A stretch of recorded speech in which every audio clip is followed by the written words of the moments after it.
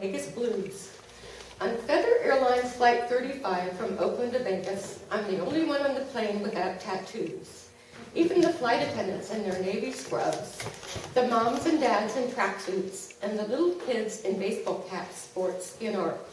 One woman with leathered face and hair, a silver stud in her nose, and a tight denim miniskirt has multicolored taps on her right calf, her bulging belly, and both forearms. I'm also the only one on the plane who's not thrilled to be here. I'm going to Vegas for my aunt's funeral. It sounds like an oxymoron, right? A funeral in Vegas? But people do live and die there. I'm sad for my aunt, and I hated Vegas the few times I visited, so I'm in a very dreary mood. Though it's 1 p.m. on Thursday afternoon, the plane is completely full. I never realized that Mother's Day weekend is so big in Vegas. Do so many moms like to gamble and drink to excess in front of their kids? I booked last minute on Feather, a discount airline that I had never heard of. Their website is so bare bones, I'm surprised they have their own counter at the airport. I'm worried about their safety record, and I hardly slept last night. I'm seated on the aisle in row 21. I'm happy I forked out $15 to reserve a seat.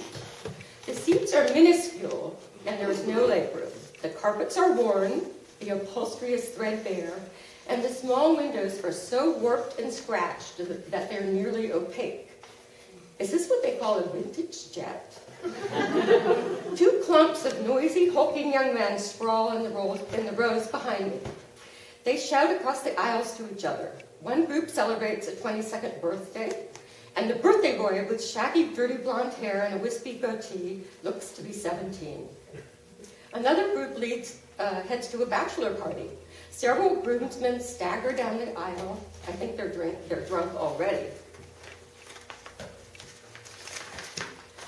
One of them carries his suit in a garment bag, and the others have half-empty gym bags instead of suitcases.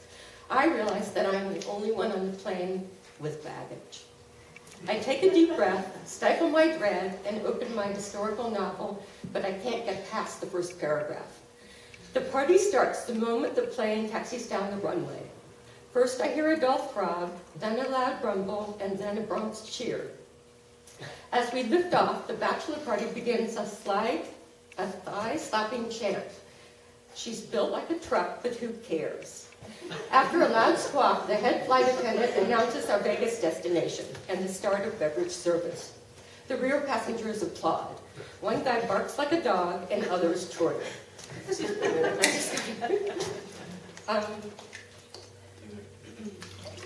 So groans erupt from the back of the plane. The beverage cart starts at row 33 and works its laborious way forward. Apparently the back rows grab all of the liquor. In the row behind me, a pale young woman with dyed black hair tries desperately to order a drink, any drink. She asks for rum, vodka, bourbon, and whiskey, and finally settles for gin with diet Sprite. Yuck. I stifle my nausea and ask for bottled water. The family in front of me orders Bloody Mary mix. Across the aisle, 2 skinny young women in short shorts and skimpy tops order cranberry apple juice, into which they dump the contents of small bottles of vodka they have brought in their oversized purses, which is their only luggage, I might add. Less than 3 ounces, they are prepared. The birthday guys speculate about what fun they'll have, how much they'll drink, how much money they'll lose, and what girls they will lure to their suite in Vegas. It sounds like a blast to me. The fasten seatbelt sign comes back on, and the attendant orders everyone back to their seats until we land. The ride is now so bumpy that my water bottle and book fly off my tray. People start to ooh and ah and look around worriedly. The whole plane bucks and rattles. The pale girl behind me says, "Oh my God, never again will I fly this airline." The birthday boys titter nervously. The groomsmen harumph in a masculine way. My stomach jumps up to my throat. The woman in front of me prays under her breath. Am I going to my own funeral too? The clouds clear and I see distant mountains, a brownish haze, and the looming glitter of the Strip. We start to descend towards the runway bumpily. The pilot has trouble controlling the plane. We coast lower so we see the tarmac, and then suddenly we zoom upwards again. People gasp and peer out the tiny windows. Folks, this is the captain speaking. As you may have noticed, we're experiencing extreme turbulence today. There are high winds in the Vegas Bowl. Now, you may have wondered why we had a sudden change in altitude just then. That's because a few seconds ago, Tower Control called and ordered me to ascend pronto. It seems we had a small plane in our path. But it's all gone now. The passengers buzz and cry out. My stomach is in my throat again. The captain continues, no worries, we're clear to land now. I pray under my breath. I vow never to fly this airline again, never to visit Vegas. We bump our way down to the tarmac and land with a deafening thud. I hear cries of relief. The tattooed lady leans into the aisle and howls, and I steel myself for Vegas, America's playground, a mirage of fantasy and fun. Thank you.